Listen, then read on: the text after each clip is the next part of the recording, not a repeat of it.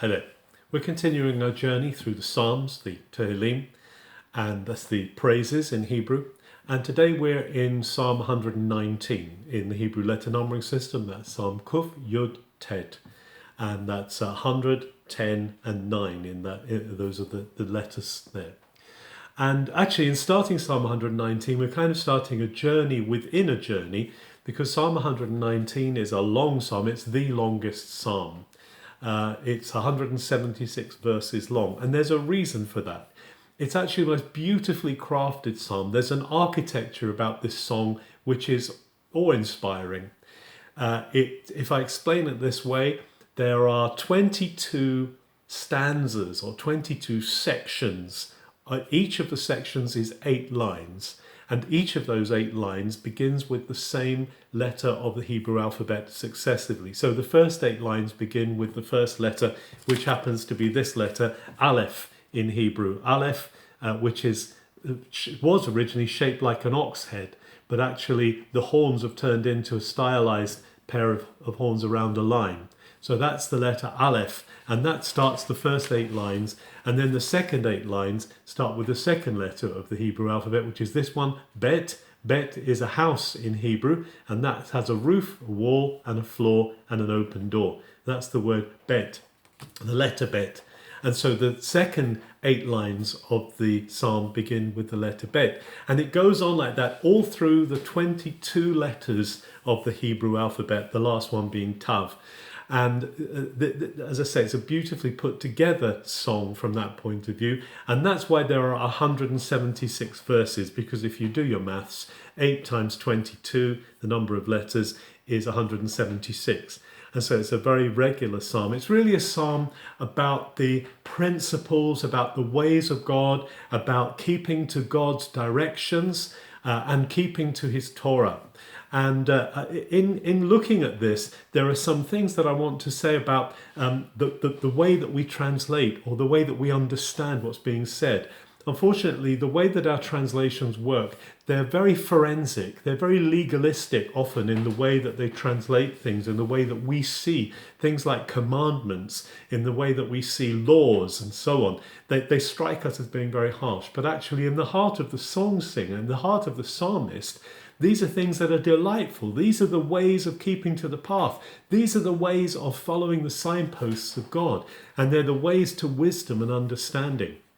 And so when we read these things, they should be delighting our hearts that God has made known his ways to us, and he's given us the possibility of walking in them.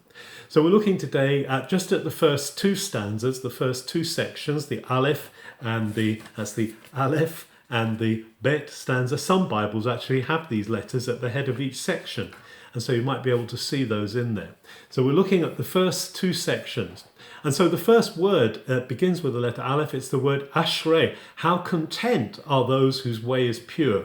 And they are walking, Haholchim b'Torat Adonai. They walk in the Torah of the Lord. Now, Torah is an amazing word in Hebrew, and we've done it no service by just translating it as law, because law, as I say, is very forensic and legalistic.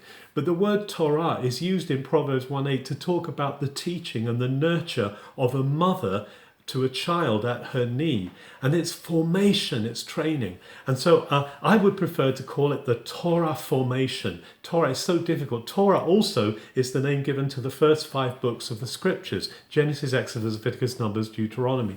And when you think about what's in Torah, there's the creation, yes, and the fall, but there's also the covenant, there's the rescue of God, there's the formation of relationship with the patriarchs, there's the taking of his people into Egypt, and the deliverance through the Red Sea, and the encounter in the desert, as well as the giving of all the instructions and all the directions, and the encounter of God with them through the tabernacle. All that is there in Torah. No wonder then the song singer, the psalmist, is so dedicated to the Torah of the Lord. So how satisfied are those whose way is pure, who walk in the Torah formation of the Lord. How satisfied are those who carry on his story, Edotav. Now, the word Edotav means testimonies, but in testimony and witness, again, we don't want to get so forensic. We want to be those who are telling what he's done, those who are being witnesses to what he's done. So I would tend to use the word story here. Those who tell his narrative, those who pursue him wholeheartedly, with all the cholev, it says in the Hebrew, with all with all their heart, yidroshuhu, those who go after him, those who search him out with all their heart. They don't act with evil intent. They walk in his ways. Now, it says, you've directed the keeping of your principles. And this word, pikudav, is a word that's quite difficult to translate, but it actually means the ways that you visited us, the instructions you've given to us. And so I've called it his principles here, to be really protective of them. You want them kept.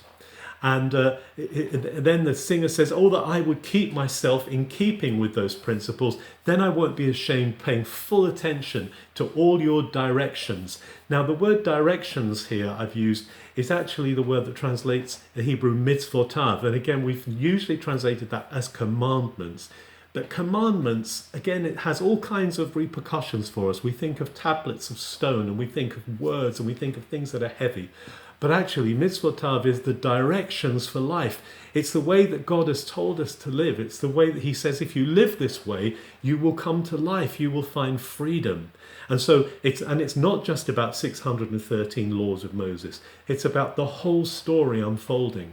So as we give attention to his directions, then we won't be ashamed. We will find a way through.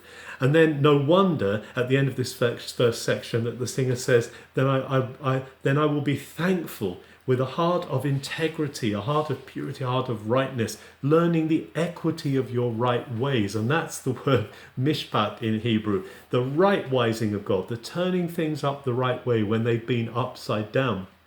And tzedakah, which is God's integrity, his righteousness. It's his right ways, his right choices of doing things. And then in the last line of this first stanza, the singer says, I will guard your principles. Don't ever leave me alone. Datazveni ad me'od. Don't ever leave me on my own. So that's the first stanza, that's the Aleph stanza. And then we move on to the Bet stanza. That's, that's this letter, the letter Bet. And everything in this stanza begins with a bet. And actually the letter bet stands for in Hebrew. There's a lot of, the word often stands for the word in. And so there's a lot starting here with in. But in what way then it starts? How can a na'ar, how can a youngster maintain a clean walk? How can he keep his ways pure? And then it says, lishmor kidvaracha, by keeping to your word, by keeping to the things that you say. And he says, I've been searching for you wholeheartedly. Don't let me stray from your directions. Don't let me wander away from your mitzvotecha, from your commandments, from your directions. I've stored away safanti in my heart, bilibi safanti. I've hidden, but I've stored away. I put them away like in a cupboard. I've woven them into my being, what you've said, so that I don't offend you, so that I don't sin against you. And it says, Baruch atah Adonai, blessed are you, Lord. Teach me your instructions. I want to know your ways of living. My lips are trying to speak with all the integrity, with all the equity of your mouth. I'm delighted at the way that your story unfolds. And I'm so happy with that. And more than as with a great treasure, kol hon, than with all treasure. I'm more delighted in your story than I am with all treasure. I will think over your principles. Pikudecha is asicha. Asicha means I will turn over, I'll reflect, I'll meditate. And I will examine your pathways. I will look at them. I will research your ways. And I will enjoy your principles. Behokotecha ashtasha. It's a wonderful word. I will enjoy them. I'm going to enjoy looking at your principles.